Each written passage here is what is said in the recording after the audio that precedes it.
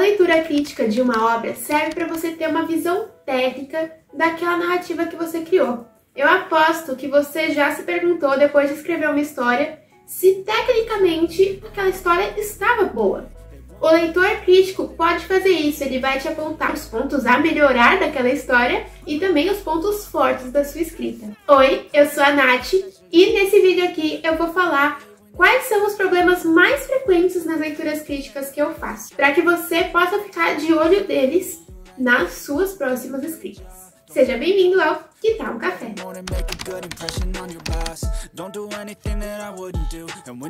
O primeiro problema constante que eu vejo, não só nas leituras críticas, mas também em muitos livros nacionais, é o uso excessivo dos verbos falar, dizer, perguntar e responder. Primeiro, eu quero dizer que assim, não tem problema nenhum você usar esses verbos vez ou outra ali, mas é que em excesso fica ruim, sabe? Não mostra nada além ali pro seu leitor. Esse tipo de verbo, ele não diz nada assim. Se a gente já tem um diálogo ali, né, porque tem um travessão ou aspas, dependendo do estilo que você gosta mais de usar, a gente já sabe o que ele disse. O narrador, ele não precisa falar, ele disse. Se é uma pergunta, ou seja, se tem uma interrogação ali, é óbvio que é uma pergunta, né, que ele perguntou. E se alguém falou depois dele, a gente sabe que é uma resposta. Então, colocar de vez em quando ali com um complemento, por exemplo, ele falou com a voz embargada. Poxa, fica legal, né? Porque você está explicando ali como ele falou e a gente consegue imaginar esse modo de falar. Ou então, perguntou fulano, duvidando da capacidade de entendimento de ciclano. Pô, legal, belezura. E como que você pode, né, substituir esses verbos por outros? Você pode utilizar os verbos dicende, ou seja, que derivam do dizer, mas que eles já passam alguns detalhes, eles já passam informações só de usar eles, como por exemplo, gritar, assentir, afirmar, aconselhar, negar. Percebe que esses verbos, eles já dão mais alguma informação do que apenas dizer? Isso deixa os diálogos e a sua história como um todo muito mais rica em detalhes. Uma dica que eu dou é dar um Ctrl F, dar um pesquisar ali, né, em todos esses verbos, assim, colocar, se a sua história está sendo feita no passado, colocar ali falou, e aí achar em todos os lugares que você achou falou e ver aonde que rola, dar uma incrementada ali.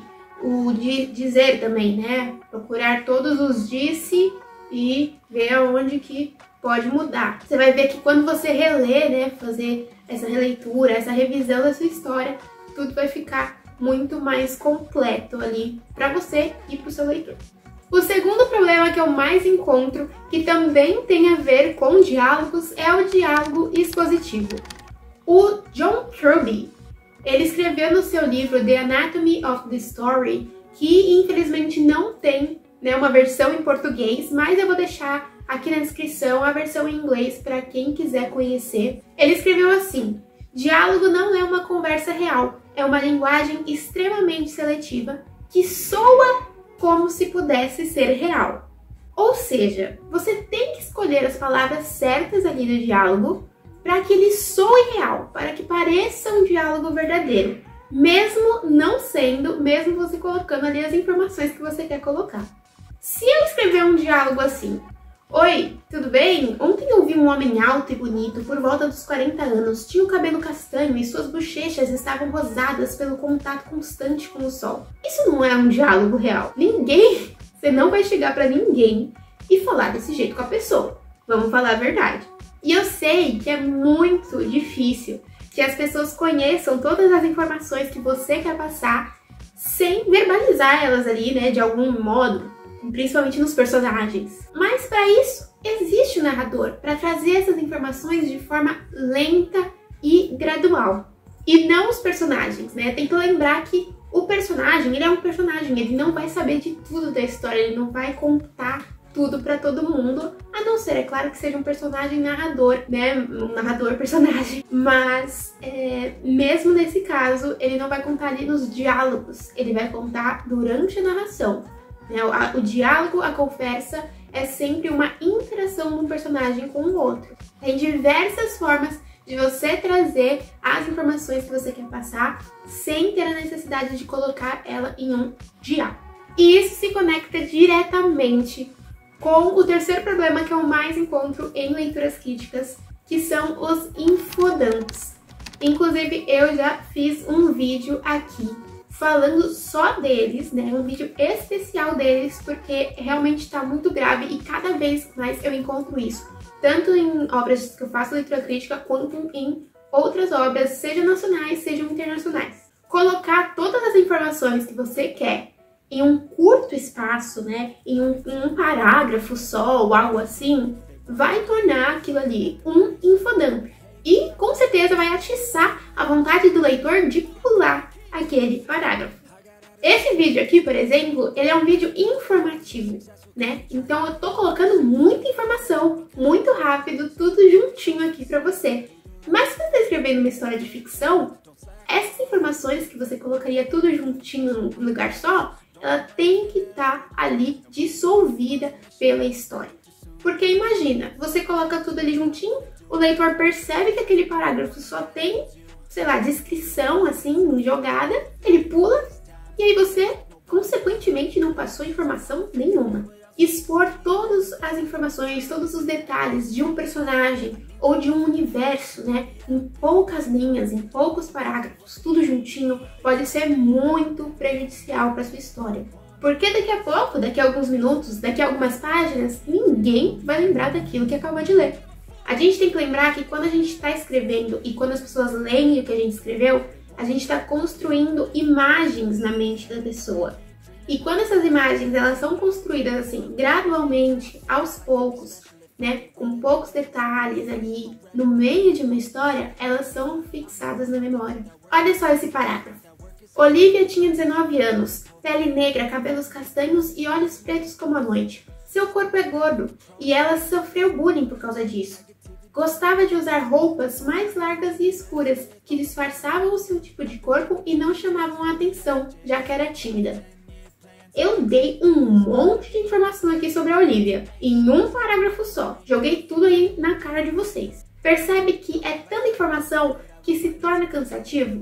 Uma coisa que eu sempre friso, né, nos feedbacks das leituras críticas é o show, don't tell, né? Mostre, não conte. Nesse exemplo, você não precisa falar que ela é tímida. Você pode muito bem construir uma cena que mostre isso, sabe? Que ela se envergonhe, que ela não fale muito quando tá em grupos, só quando tá com uma pessoa ou com duas pessoas. É muito mais legal você ler essas cenas, você conhecer os personagens por meio das ações, do que você ler simplesmente essa frase, Olivia era tímida.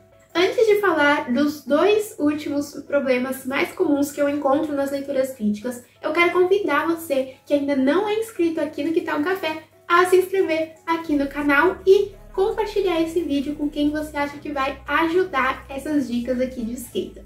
Esse próximo problema, eu meio que chamo ele de chamar o leitor de burro. E me desculpa se eu tô sendo um pouco dura aqui, falando isso pra vocês, mas é a realidade. Às vezes eu tô lendo um livro, e isso é livro nacional, livro internacional, leitura, feedback, tudo. Tô lendo e eu falo, pô, esse autor aqui me chamou de burra. O problema ali é colocar informações, colocar muita informação explicando o que está acontecendo na narrativa. Lembra, os leitores sabem tirar as próprias conclusões depois que você já plantou as pistas. Você não precisa explicar nada para o seu leitor. Não precisa também colocar ali toda a história pregressa do personagem para explicar por que ele é daquele jeito. A gente vai conhecer o personagem. Eu vou dar o exemplo da Olivia ali de novo, que eu falei alguns minutos atrás.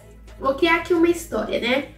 A partir do momento que você falou que ela sofria bullying durante toda a infância e que ela é tímida, você não precisa dar mais motivos e ficar explicando por que ela teria pensamentos suicidas ali em algum momento do livro, sabe? Isso já tá explicado, você não precisa ficar frisando essa informação ali pro leitor. Outro ponto seria colocar informações que não são necessárias para construir o conflito ali da narrativa, né? Por exemplo, eu não preciso explicar por que o sofá é cinza, sendo que isso não importa. não importa muito pro que tá acontecendo ali. Se importar, aí é legal falar da cor do sofá, da cor dos móveis. Mas se não importar, gente, esquece, não precisa ficar explicando.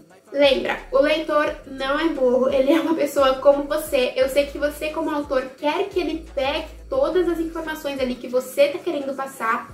Mas se você plantou a pista, confia, ele vai conseguir entender. E o quinto e último problema é a inconsistência de informações. E isso é muito comum, principalmente com escritores que não costumam planejar muito ali a história antes de começar a escrever, né? Só senta e escreve. No primeiro capítulo você escreve que a viagem da personagem ia durar 7 dias. E aí, lá no capítulo 20, você escreve a frase: já estamos no 5º dia, dia de dizer adeus. Eu tô dando esse exemplo porque foi um erro que eu cometi no primeiro rascunho de Os Ares de Luísa. E aí, quando eu revisei, eu percebi isso, falei, gente, o que é isso aqui? Você tirou dias de viagem da menina. E olha que eu planejei, né, Os Ares de Luísa tintim por tintim, mas chega ali uma parte da história que você tá escrevendo e a história toma conta e você só vai, né? Uma dica que eu dou quando você encontra essa inconsistência, né, quando você tá revisando o seu livro, é anotar qual foi. E aí você decidir qual das duas versões você quer manter. E aí você vai revisar, vai reler o texto, dando atenção somente a isso. Sim, você vai reler o texto inteiro e aí quando aparecer essa inconsistência você para. E aí você coloca ali, arruma para a versão que você quer manter. Isso pode acontecer com muitas coisas, né? Não só com datas ou com números.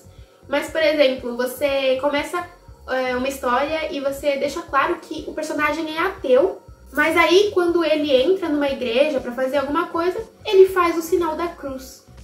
Isso é uma informação inconsistente, sabe? Tipo, aquele personagem, ele não faria isso. Então, ou você vai ter que escolher mudar ali, não falar que ele é ateu, ou que ele não acredita em alguma coisa, que ele mudar a religião, ou você vai ter que tirar esse ato dele entrar numa igreja e fazer o sinal da cruz, ou fazer alguma coisa que tenha a ver com religião.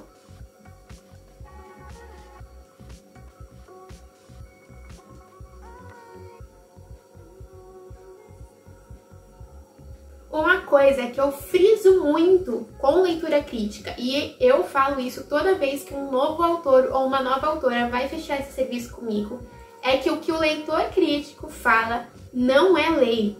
Eu posso apontar 10 pontos ali de melhoria para o seu texto. Se você quiser aceitar só 2 e o resto deixar como que estava mesmo, isso é um direito seu como autor. Eu indico você fazer as mudanças que o seu leitor crítico fala. É claro que eu indico, né? Isso vai melhorar o seu texto.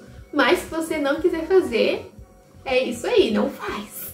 E eu também quero que vocês prestem atenção com quem vende esse serviço, né? Porque é um serviço muito sério e nós, autores, merecemos profissionais de qualidade fazendo a leitura crítica das nossas obras. É muito fácil você falar que faz uma leitura crítica e apontar alguns pontos que realmente tecnicamente não fariam tanta diferença, ou nem dar meios, né, para que essa melhora seja feita, não dar exemplos, explicações, ou simplesmente meter a mão no texto, alterar o texto do autor sem que ele tenha te dado o direito de fazer isso. Esse tipo de coisa não é leitura crítica, tá?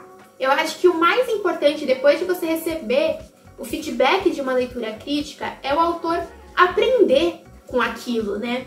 Notar quais são os seus pontos a melhorar e aplicar isso tanto nessa obra que recebeu o feedback, quanto nas futuras obras. E eu fico muito, muito feliz quando eu vejo um autor que aplicou os pontos a melhorar, né, que eu citei em um feedback de leitura crítica, em outras obras que eles mandam também para a leitura crítica.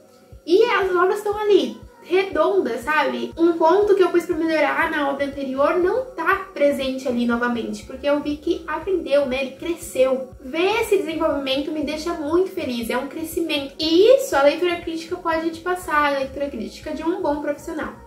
Bom, se você chegou até aqui e gostou desse vídeo, já deixa o seu curtir. E agora tá aparecendo aqui na tela 2 vídeos que você pode gostar, que o YouTube achou que é ideal pra você. Então já escolhe um aqui e clica pra assistir. A gente se vê na próxima.